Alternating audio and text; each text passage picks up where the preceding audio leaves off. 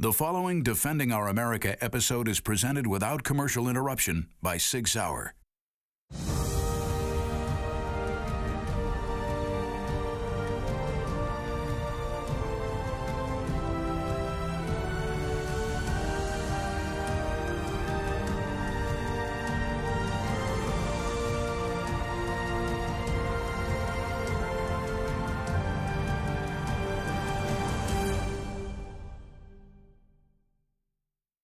What it comes down to is war is hell. Yeah. Nobody wants war. But if we're going to commit to it, by God, commit to it. Anyone who wants to win a war, your morals will sink to the level of your enemy's morals if you want to win. You can't have this higher standard and expect to dominate. I'll disagree with you. It's not your morals, it's your tactics. We do have to keep in mind, and my generation learned this the hard way with a little village named My Lai in Vietnam, and you've all heard of that, I'm sure.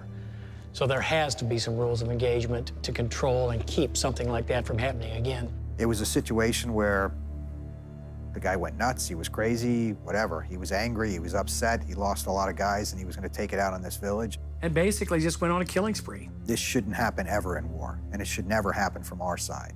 And it did, but it was other American soldiers that stopped it. The best side of the American military shone through because the helicopter pilot, and I believe his name was Hugh Thompson, was observing the activities from above, couldn't believe what he was seeing. And he literally came in, got between American soldiers and innocent villagers who were about to be shot. He stepped in between and said, "You're gonna have to kill me first."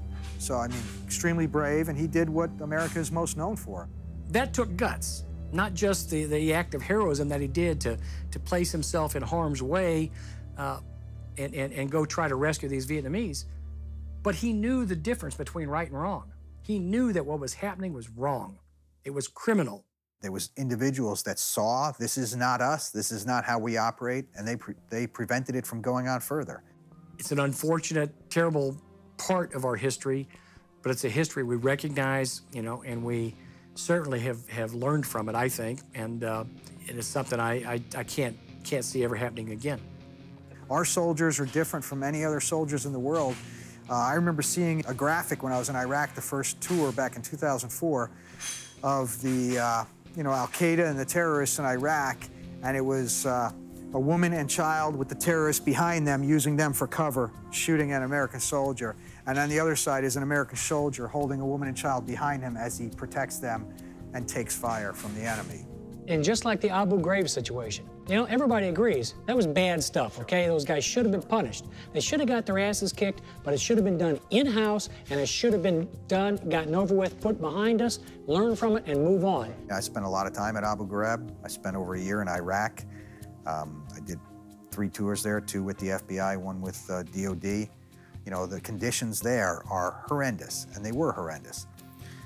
But they got worse because of a group of ignoramuses that happened to be wearing U.S. military uniforms, and they decided they were going to take the rules of harsh treatment above and beyond, that did criminally stupid things to embarrass and harm these prisoners. You know, dog collars, naked man piles, electrodes to the genitals, threatening to do things. There's no reason for any of that. It served no purpose other than as a recruitment tool for our enemy. And unfortunately, our media, by making America look like this is a sanctioned thing, like this is what we do when we go overseas and free a nation and shed our blood and our treasury, deplete our treasury to help people in a foreign country. And yet our media and the media around the world portrays that as if that's what America is. You shouldn't have embedded reporters in the damn military units, okay? Absolutely. It shouldn't have been broadcast all over the world for weeks on end, still used to stir up hatred against America, and it cost American lives. Absolutely.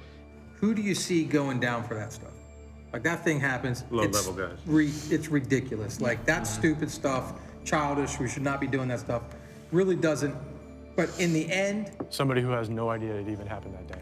Right, so...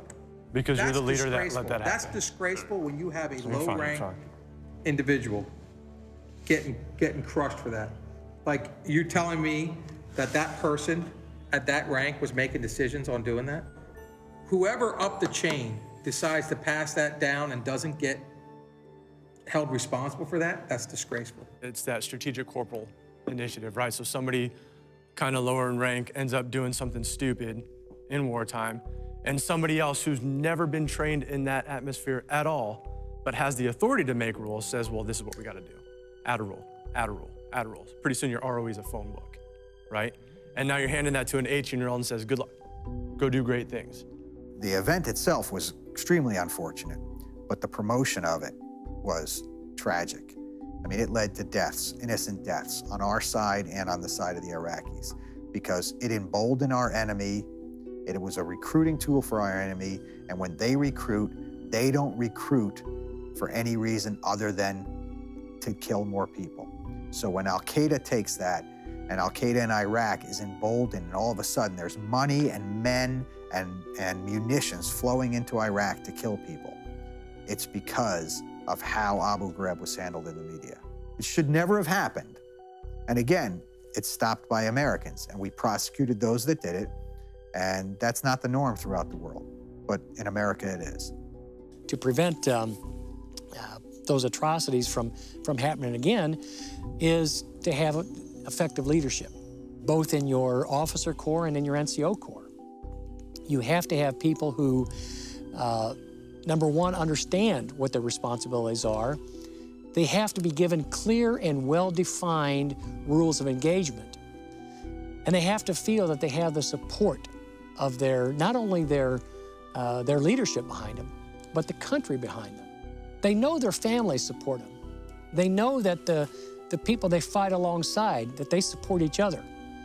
But if they don't feel that their government supports them, if they don't feel that their people back home support them, you know, then that's when you're going to have atrocities occur. Next time on Defending Our America.